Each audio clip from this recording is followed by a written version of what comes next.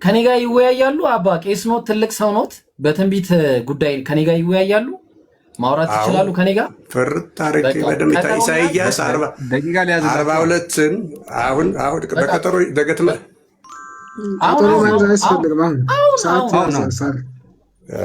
ሰዓት ይዛሉ። አሁን ትንቢት ኢሳይያስ ላይ ብቻ አይደለም ሲጀመር ነብዩ መሐመድ ለኢየሱስ ትንቢት የለም። እንደውም ባይብል ላይ እንዳለ የነብዩ መሐመድ እንቀጥላለን። ግድ የለም እሱን ዓለም ያውቀዋል። ይወያያሉ። አሁን እንወያይ። እዚህ ቤት ቪዲዮ ተከፍቶ ይሰማል። ኢሳይ ይኸው ጥሩ ነው ወዳጆች፣ ስታስረዱኝም ኢሳይያስ ቁርአን ላይ ሐዲስ ላይ ማለቱንም ጭምር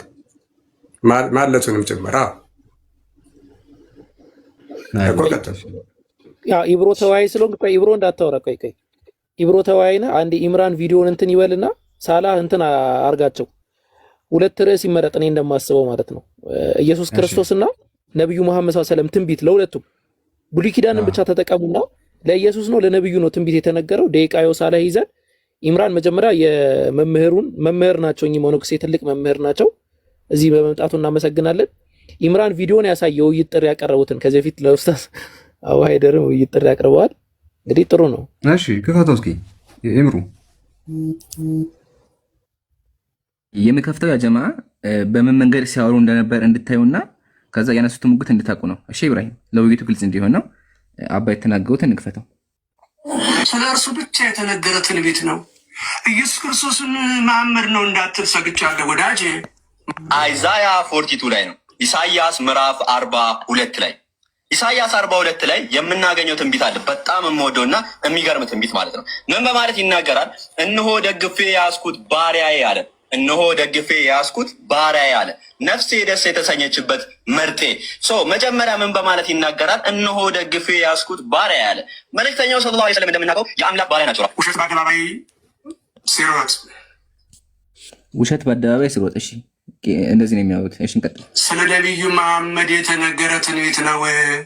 ትንቢተ ኢሳይያስ ምዕራፍ 42 ላይ ያለውን ስለ መሐመድ የተነገረ ትንቢት ነው እያለ ሽምጥጥ አርጎ በውሸት እያወራ አስቡት። ኧረ ስለ ኢየሱስ ክርስቶስ የተነገረ ትንቢት ነው። ስለ እርሱ ብቻ የተነገረ ትንቢት። ስለዚህ ምን ያክል እርግጠኛ መሆናቸውን እንድትመለከቱና እየዋሸ ቪዲዮ የጨርስ እጅ አትቁረጠው። ይጨርስ። እኛ የፈለግነው ይሄን ነው። ከፈለጋችሁ ሙሉ ከፍታው ችግር የለውም። ብቻ ግን እርግጠኛ ሆነው በቪዲዮ እንዲሰሩ እንደነበር ነው። በኋላ እንዳይክዱ ነው። ሻባ ልክፈተው። መካድ አይደለም ወዳጅ። ክርስቶስን መሐመድ ነው እንዳትል ሰግቻለሁ ወዳጅ። ወደፊት ደግሞ ሁለት ማቴዎስ ወንጌል ምዕራፍ 12 አባ የትኛው እንስማ? እርሶ ወይስ ይሄኛው? አንድ የትኛው ጨርስ። አንድ ቪዲዮ እኔ እኮ ልተው ነበር። እርሶ ክፈትልኝ ያሉት ልጨርሰው። ቪዲዮ ቀርቶ ግን አባ ያው እኛም እንድንማማርበት ወደ ኢምራን እንትናም ኢብራሂምም ትንሽ እንትን አለበት አሁን የሚወስደው ነገር ስላለ ወደ ውይይቱ ቢሄዱ። እኔም እኮ እንደዛ ነው ያልኩት። እሳቸው ናቸው በቃ አባ ያው ዋናው ግን እርግጠኛ መሆናቸው እንድታዩ ነው። በኋላ ወደ ኋላ የለም ይጀምሩ ኢንሻአላህ። ትክክል። መምህር ምን ይላሉ? ሳላህ ኢንሻአላህ እንትን በል አስቀጥላቸው። ደቂቃ ይዛለው።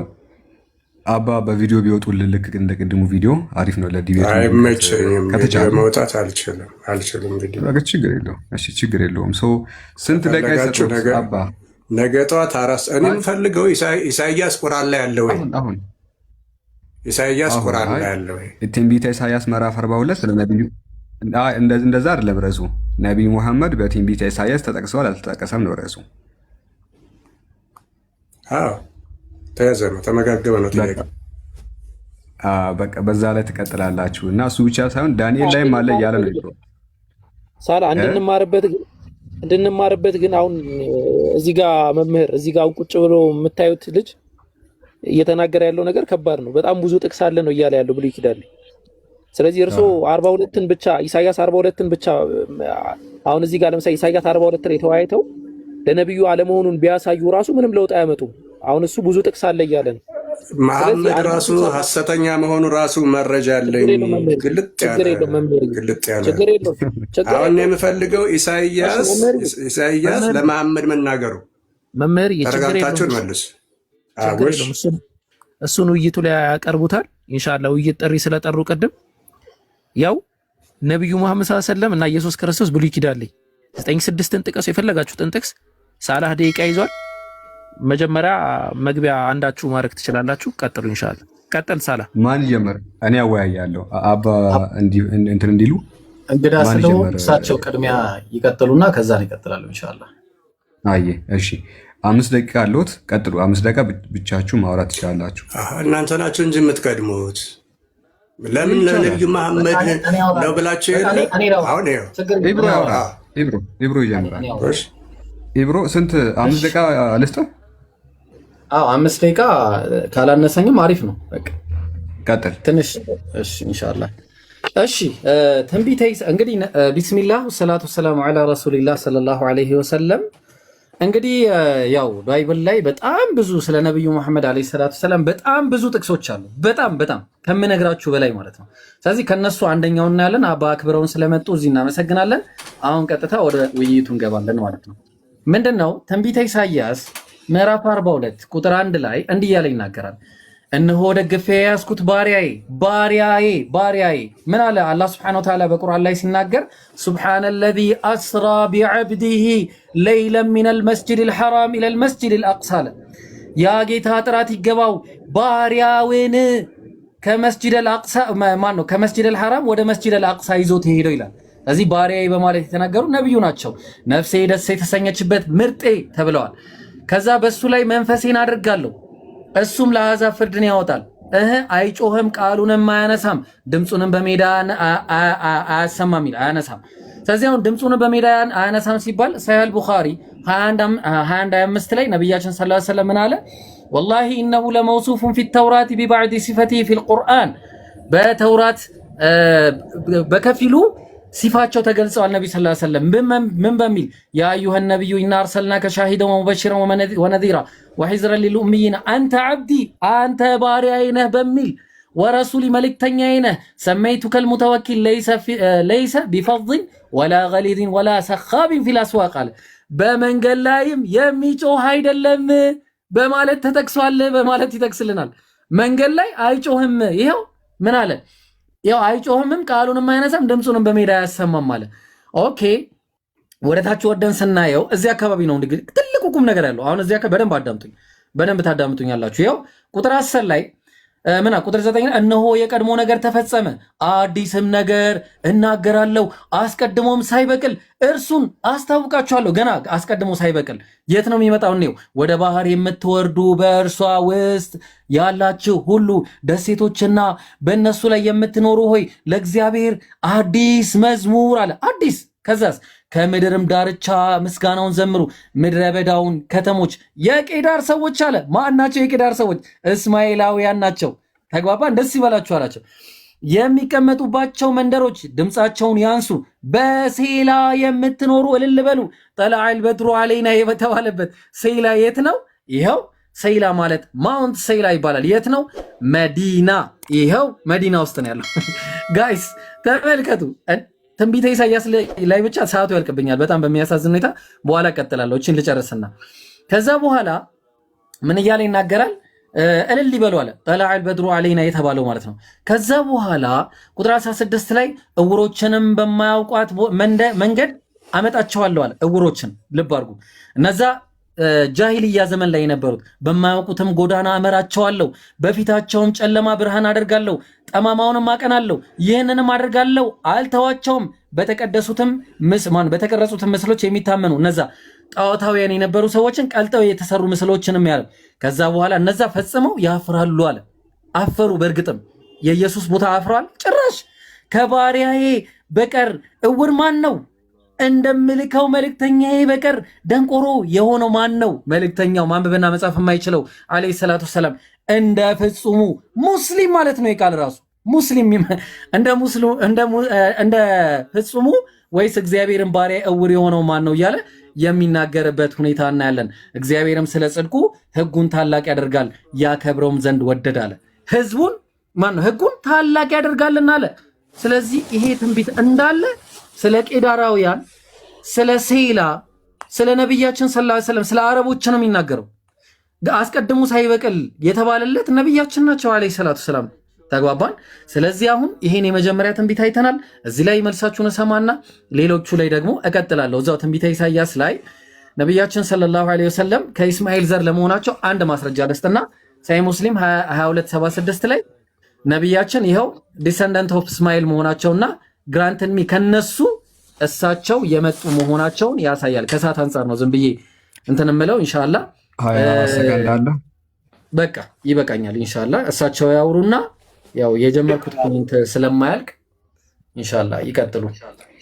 እስቲ አባ 25 ደቂቃ አላችሁ። አመሰግናለሁ። እኔ ማለት አጭር ነው የምጠቀመው። ይቅርታ በቪዲዮ ማንበቡ ብዙ ስለማልችልበት ልምዱ ስለሌለኝ ነው። ይቅርታ ቤተሰብ። ምንድን ነው የሚለው ቃል በቃል አሁን እንግዲህ ነቢዩ መሐመድ የተነሳበትና ኢየሱስ ክርስቶስ የተነሳበት 2000 ሰዎች አላችሁ። 4 ጥያቄዎች አሉ የዚህ ውስጥ ላይ። አንደኛ መሐመድን በሽተኛ ፈውሰዋል ወይ ቁርአን ወይ ሐዲስ ላይ ማየት ፈልጋለሁ። ይሄ ግን ቃል በቃል ለፈጣሪ ኩሉ ዓለም እኔንም እናንተንም ለፈጠረው ለኢየሱስ ክርስቶስ የተነገረ ብቻ መሆኑን የማቴዎስ ወንጌል እንግዲህ ማቴዎስ በ70 ዓመተ ምህረት ገደማ ነው ይህንን ወንጌል የጻፈው። ጌታችን ኢየሱስ ክርስቶስ የተናገረውን ነው። ቁጥር 16 ላይ ይጀምራል። በነቢዩ በኢሳይያስ አድምጡ። በነቢዩ በኢሳይያስ የተባለው ይፈጸም ዘንድ እንዲህ ሲል እነሆ የመረጥኩት ብላቴና። ቃል በቃል ማለት ነው። አንተ ቃል በቃል ምንም በይምሰል ነው እንጂ ያመጣኸው ቃል በቃል እኛ እንደወረደ ቃል በቃል ነው ለሙስሊሞች የምናስረዳችሁ። እመኑ፣ እግዚአብሔር ምስክሬ ነው። እደግመዋለሁ። በነቢዩ በኢሳይያስ የተባለ ይፈጸም ዘንድ። ታዲያ ጌታ ኢየሱስ ዋሸ? ይህ ለመሐመድ ነው እንዴት ትለዋለህ ወዳጄ? አንተ እኮ በይምሰል ነው ያብራራ ያመጣኸው። እኛ ቃል በቃል ነው የመለስንልህ ወዳጄ። እነሆ የመረጥሁት ብላቴናዬ ነፍሴ ደስ የተሰኘችበት ወዳጄ፣ መንፈሴን በእርሱ ላይ አኖራለሁ፣ ፍርድንም ለአሕዛብ ያወራል። አውርቷል። አዎ ሥጋ ለብሶ ዓለማትን በፈጠረበት ቃል ሥጋ ሆነ ባለ ዮሐንስ 1 ቁጥር 14 ላይ በለበሰው ሥጋ ወደ ምድር መጥቶ አዎ ለአሕዛብ አውርቷል፣ እስራኤልንም አውርቷል፣ አሳምኗልም። አይከራከርምም፣ አይጮህምም፣ ድምፁንም በአደባባይ የሚሰማ የለም። 4 ነጥብ። ፍርድን ድል ለማንሳት እስኪያወጣ የተቀጠቀጠን ሸምበቆ አይሰብርም፣ የሚጤስን የጧፍ ከርም አያጠፋም። እንግዲህ ኢሳይያስ 42 ቁጥር 1 እስከ 7 ያለው ስለ ኢየሱስ ክርስቶስ የተነገረ መሆኑን ነው። ቃል በቃል እዚህ ጋር ማቴዎስ 12 ቁጥር 16 እስከ 17 እስከ 18 የሚናገረው ፍርድን ድል ለመንሳት እስኪያወጣ የተቀጠቀጠን ሸምበቆ አይሰብርም፣ የሚጤስን የጧፍ ከርም አያጠፋም። ይህም የራሱ ትርጉም አለው። አሕዛብም በስሙ ተስፋ ያደርጋሉ አለ። አዎ ከዚህ በኋላ ጋኔን ያደረበትን እውር ዲዳም ወደ እርሱ አመጡ። እኔ ጥያቄን ወደ አንተ እመጣለሁ። ነቢዩ መሐመድ እስኪ እንደው ሙት አስነስቶ ከሆነ በሽተኛ ፈውሶ ከሆነ እውር አብርቶ ከሆነ እንደሚያበራ ኢሳይያስ እየተናገረው እዚህ ጋር እስኪ የኔውን ደቂቃ አንተ ውሰድና አብራራልኝ። እስኪ ምኑ ጋር ነው በሽተኛ የፈወሰው መሐመድ? ኦኬ ጨረሱ። አባ ከጨረሱ ሚዩት ያርጉና ጨርሻለሁ። እሺ እናመሰግናለን። ሰዓት ለኔ ያዝልኝ። ሳላ 5 ደቂቃ ያዝልኝ ድጋሚ። ይዣለሁ። እሺ ቢስሚላህ። እንግዲህ ተመልከቱ፣ ኢየሱስ አይጮህም ብለውን ነበር አባ። ኢየሱስም ጮኸ። መሐመድ በሽተኛ ፈወሰ። ሰዓቴን ያዝልኝ። ፈለከው የምታወራ ከሆነ እወጣለሁ። የጥያቄ የኔውን ደቂቃ ላንተ ሰጠሁህ እኮ ወዳጅዬ። እዚህ ጋር እኮ በቃ ላሳያቸው። ኢሳይያስ በሽተኞችን ይፈውሳል ካለ መሐመድ ነው እያልክ እኮ ነው። እስኪ በሽተኛ የፈወሰበትን አሳየኝ እስኪ። እሺ በቃ ሰዓቴን ያዝልኝና ሰዓት በቃ አባ ሰዓቶትን ይጨርሱ። በቃ አልፈልግም። የራሳቸውን ሰዓት ይጨርሱ። እኔ ሰዓቴን እጨርሳለሁ። አልፈልግም። ተው ባጭር ነው መልስ። ኢሳይያስ 40 ሰዓቶትን ጨርሱ። እስከ 7 ሰዓቶትን ጨርሱ። 12 15 እስከ ያለው ቃል በቃል አነበብኩ እኮ 2000 ቃል በቃል ነው የፈለጉት አባ። ቃል በቃል ምን ችግር የለብኝ። ቃል ብቻ አይደለም መሐመድ በሽተኛ ፈውሷል ያሳየኝ። እሱን አሳይታለሁ። በደቂቃ እናውራ። ጨርሻለሁ። ስለዚህ በቃ ደቂቃዬ ላይ እንዳይገቡ አባሺ። ስለዚህ አሁን የተናገሩትን እያንዳንዱን ነገሮች አጋልጣለሁ፣ የተናገሩትን ውሸቶች። ሰሒህ አልቡኻሪ 3009 ላይ ነቢያችን ሰለላሁ ዐለይሂ ወሰለም ምን አሉ? ቃለ ነቢዩ ሰለላሁ ዐለይሂ ወሰለም የውመ ኸይበር፣ የኸይበር ዕለት ምን አሉ? ለአዕጢየነ ራየተ ገደን ረጁለን የፍተሑ ዐላ የደይሂ ዩሒቡ ላህ ወረሱለሁ ወዩሒቡ ላሁ ወረሱሉሁ። ከዛ እንግዲህ ዛሬ ይህንን ባንዲራ ሰጠዋለሁ እሱ አላህና መልእክተኛውን የሚወድ በማለት እንዲሁም አላህና መልእክተኛው እሱን የሚወዱት በማለት ነቢዩ ተናገሩ። ፈባተናሱ ለይለሁም አሉ አዩሁም ዩዕጢ በማለት ተናገሩና ከዛ በኋላ አይኑ ተጠፍታለች አሉ። አይኑ ምን ሆነ? ጠፍታለች። በቃ አይኑ ማየት አይችልም አሉ።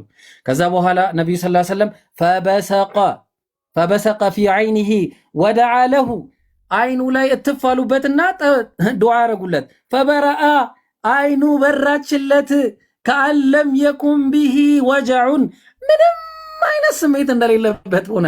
ይኸው እኛ ሙስሊሞች መረጃ አለን። አሁን ወደዛኛው ወደ ቅድሙ መለስና ኢየሱስ አይጮህም የሚል ነገር ሰምቼ ነበረ ባይብል ላይ። አረ ይጮሃል። ዮሐንስ ወንጌል ምዕራፍ 12 ቁጥር 44 ላይ ኢየሱስም ጮኸ። ስለዚህ ትንቢቱ ለኢየሱስ አይሰራም። አለቀ። ተግባባን። አሁን ጥያቄ ደግሞ የምናቀርበው በኋላ ላይ የሚቀርቡ ጥያቄዎች ብዙ አሉ። ስለዚህ እኔ አሁን የተሰጠኝን ጥያቄ ደግሞ እጠቀምና ከኢሳይያስ ውጭ ሌሎች ብሉይ ኪዳን ላይ እንዳውም እሳቸው በአዲስ ኪዳን ላይ ስለመጡ ኢየሱስ እንዳውም ይመጣል ብሎ የተናገረው አንድ ነብይ አለ። ዮሐንስ ወንጌል ምዕራፍ 14 ቁጥር 15 ላይ ብትወዱኝ ትእዛዜን ጠብቁ፣ እኔም አብን እለምናለሁ ለዘላለምም ከእናንተ ጋር እንዲኖር ሌላ አጽናኝ ይሰጣችኋል። ሌላ አጽናኝ። ጥሩ። አጽናኝ ማለት ምን ማለት ነው ብለን ስንል ፓራክሊቶስ ማለት ነው። ጋይስ በደንብ አዳምጡ። ፓራክሊቶስ እኛ ሙስሊም ፊት መቆም የሚችል አንድም ክርስቲያን የለም ስንል በምክንያት ነው። ፓራክሊቶስ የሚለው ቃል 3875 ላይ ምን ብሎ ነው የሚያስቀምጠው? ፍሮም ከሁለት ቃላቶች ነው የተዋቀረው። አንደኛው ፓራ ሲሆን ሁለተኛው ክሌዮ በማለት ይጠቀማል። ስለዚህ ፓራክሊቶስ የሚለው ፓራ ማለት ሞርዛን ማለት ነው። ልብ አድርጉልኝ። ክሌዮ የሚለው ደግሞ ይኸው ተመልከቱ። ክሌዮ የሚለው ምን ይላል? ግሎሪ ወይ ደግሞ ፕሬዝ። ስለዚህ ሁለቱን ስሞች ፓራክሊቶስ የሚለውን አንድ ላይ ስትሰበስቡት ምን የሚል ስም ታገኛላችሁ? ሃይሊ ፕሬዝድ። ሃይሊ ፕሬዝድ ማለት ምንድን ነው? አሕመድ የነቢያችን ሰለላሁ ዐለይሂ ወሰለም ስም። ለዛ ነው ቁርአን ላይ ቃል በቃል ወዴትም ሳይሄድ ምን ብሎ ያስቀምጣል? ተመልከቱ።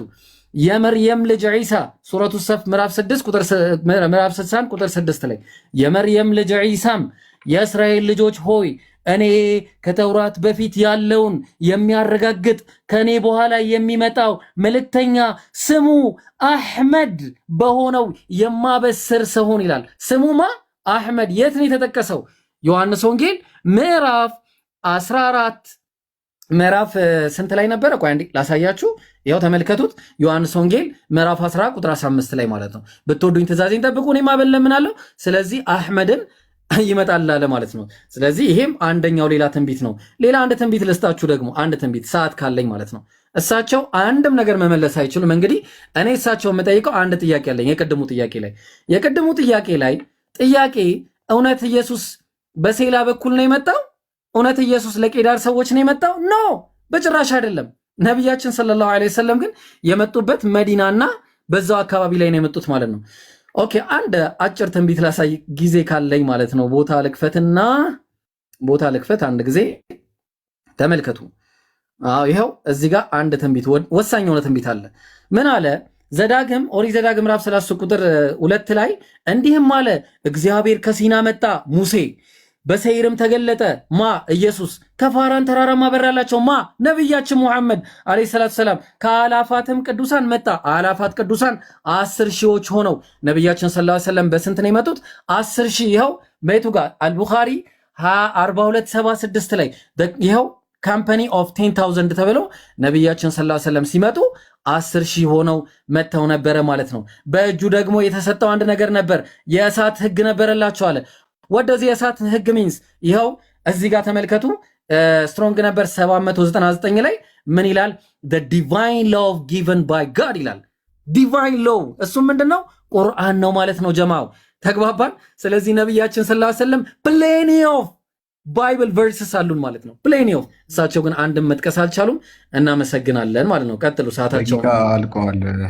እኔ እኮ ቃል በቃል የመለስኩት ቃል በቃል በከመይቤ ኢሳይያስ እንዳለ አሁን አንተ 10 ምናምን ጥቅስ ዘለልክ ዝም ብለህ እሱ ምን እንዳልከው ጭራሹን ሁሉ ለ2000 ሰው እንኳን ለ2000 ለእኔ አልገባኝም። 42ን ሳንጨርሰው ለምንድን ነው ወደዛ የዘለልከው?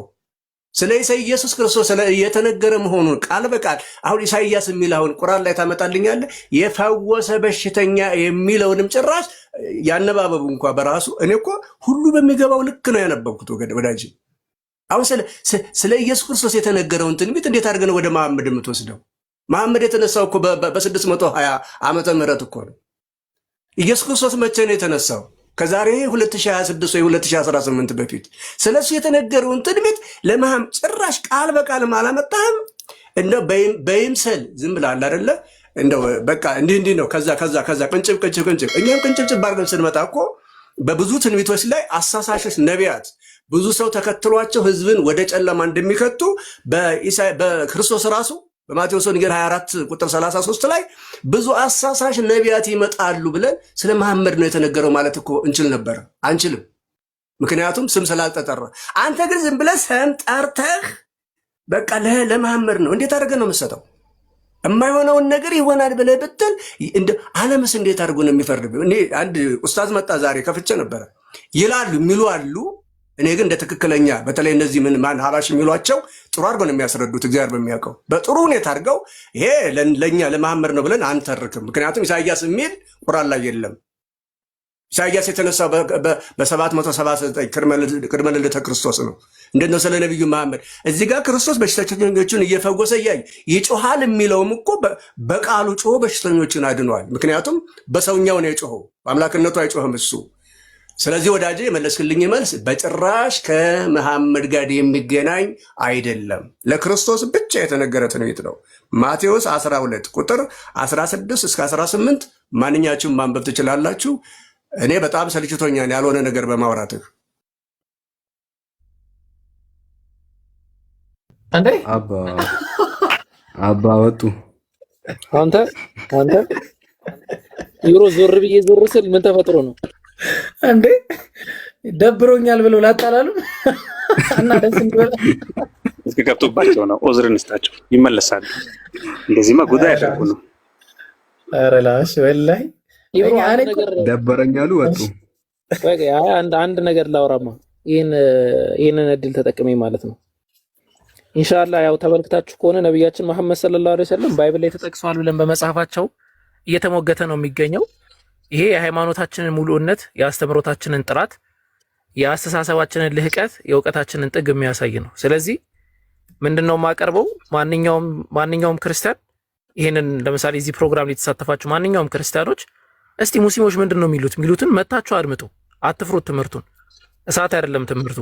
እሳት የሚለው አገላለጽ ራሱ አይዶማቲክ ነው አይደለ? ዩሮ ትምህርቱ ነው እንጂ እሳት አይደለም፣ የሚያቃጥል ወናፈን የለውም። ስለዚህ ኢንሻአላህ መምህር በዚህ ደረጃ ሲሸሹ there is something እኔ ዋይዝ ሰው በሆን ኦኬ ኢብሮ ጋር የሆነ ነገር አለ ማለት ነው ላል። ምክንያቱም ይዞ የመጣው ነገር ከባድ ነው ማለት ነው። ስለዚህ ከዛ አንጻር ነው። ጀዛኩሙላ ያው ይሄንን መስበክ ግዴታችን ስለሆነ ነው ይሄንን ያልኩት። አህባሽ ማለት ጀምር። አይ በዛ ርዕስ ደግሞ ከኔ ጋር እንቀጥላለን መምህር ልላቸው ነበረ። እሺ ሪአክሽን አድርጉ ጋይስ። ከዚህ በፊት አንድ ነገር ልናገርና አፎን ግን በመሀል ማይሆን አገባብ ነው የገባሁት፣ ግዴታ ስለሆነ ነው። አቡኪ መጽሐፍ ምርቃት ኔክስት 15 ቀኖች ስለሚኖር የአቡኪን መጽሐፍ እንትን በማድረግ ኢንሻአላህ ተባበሩ። ምንድነው